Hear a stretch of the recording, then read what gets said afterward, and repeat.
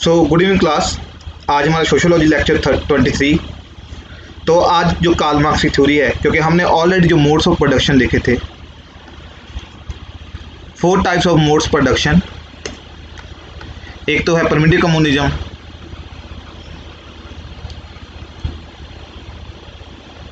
Ancient society,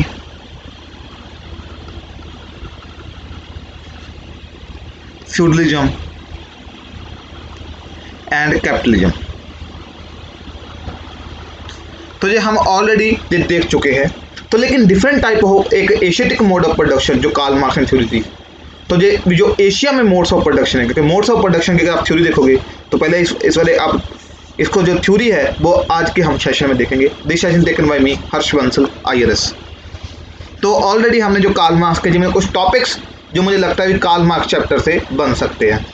dialectics, Hegel dialectic materialism, marks dialectic materialism, historical materialism and historic mode of production, जो already कर चुके हैं। एक topic इसमें और बनता है जो क्लासेज और कैपिटलिज्म पे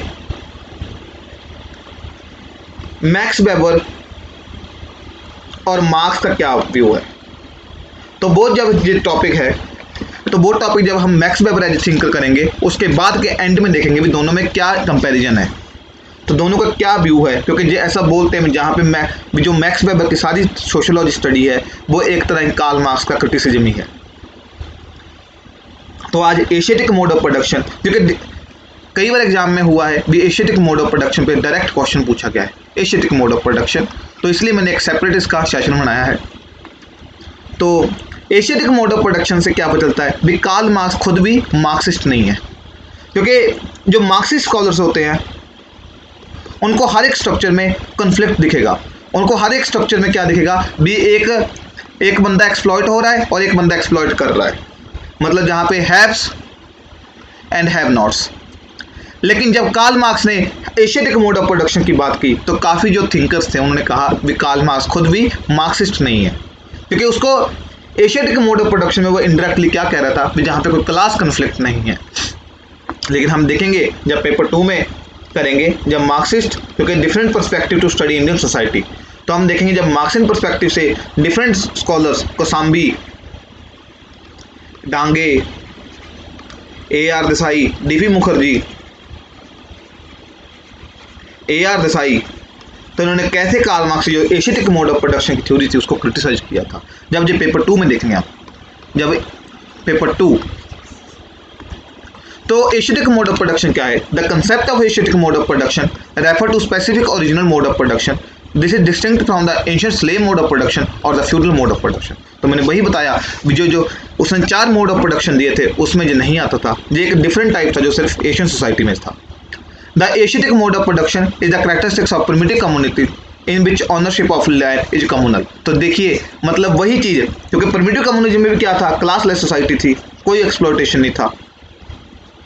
तो जहाँ पे एशियाटिक मोड ऑफ प्रोडक्शन की एक कैरेक्टरिस्टिक थी भी लैंड क्या थी, कम्युनल थी। कम्युनल मतलब पूरे विलेज की लैंड होती थी, तो पूरे विलेज की लैंड होगी, कोई एक्सप्लॉयटेशन नहीं था। एंड जहाँ पे क्या था, सेल्फ सफिशिएंट विलेज इकोनॉमी।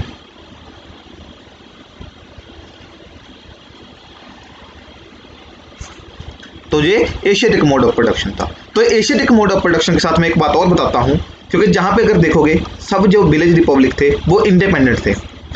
तो अर्ली तक आप देखोगे काफ़ी रूलर्स आए और जहाँ पे एक ब्रिटिशर्स आए। तो जो इन दोनों में क्या डिफरेंस था, जो रूलर्स थे जिनको कहते हैं लिटिल ट्रेडिशन क्या थी जो लोअर लेवल पे थी, एंड ग्रेट ट्रेडिशन क्या थी जो एक पूरी जिनके ऊपर के रूलर बेस पे थी।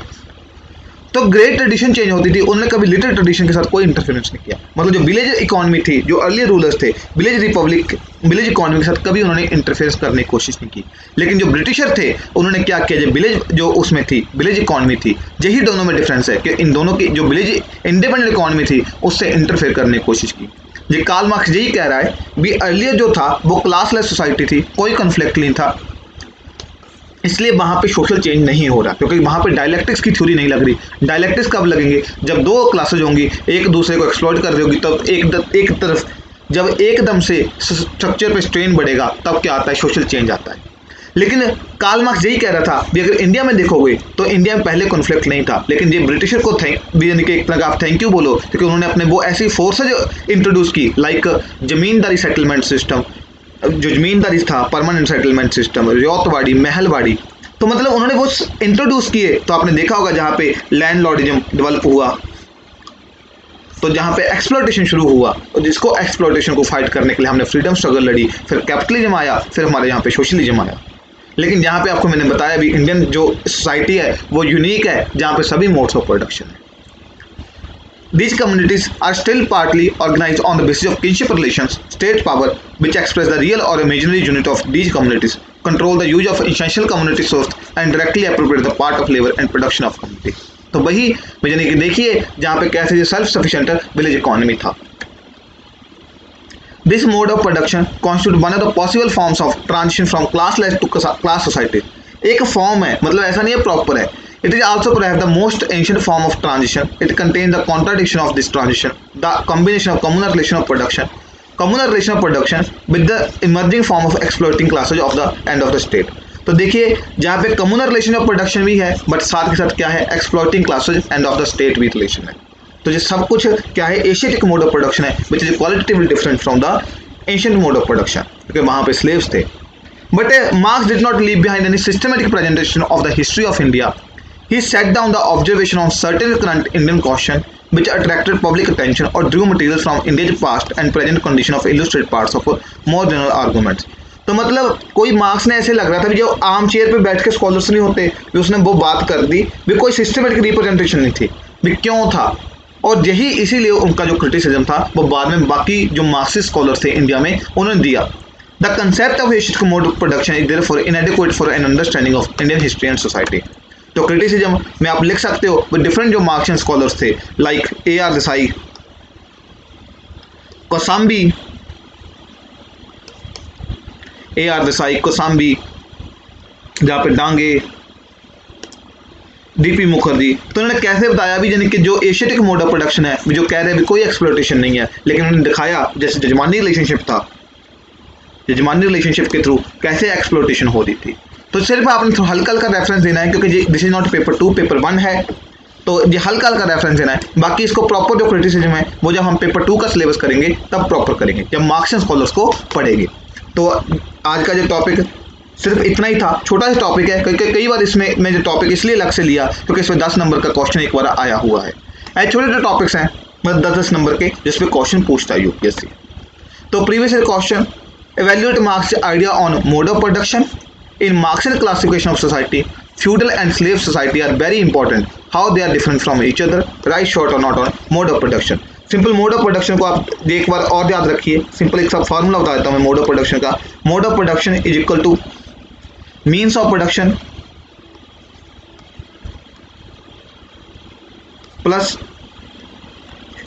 सोशल रिलेशनशिप्स, जो भी रिलेशनशिप्स है क्लासेस के बीच में।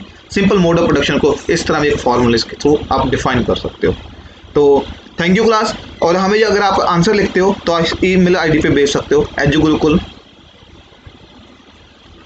93@gmail.com। हम ऑलरेडी काफ़ी स्टूडेंट्स के क्वेश्चन को रिव्यू कर रहे हैं, फीडबैक दे रहे हैं, तो आप भेजोगे तो आपके क्वेश्चन को भी फीडबैक देंगे। तो थैंक यू क्लास। अगर वीडियो अच्छी लगे तो लाइक कीजिए, कमेंट कीजिए, शेयर कीजिए, एंड प्लीज़ चैनल को सब्सक्राइब कीजिए, ताकि जो हमारा चैनल है ये बेस्ट यूट्यूब का चैनल बन सके भी एक फ्री एजुकेशन के लिए। Thank you class.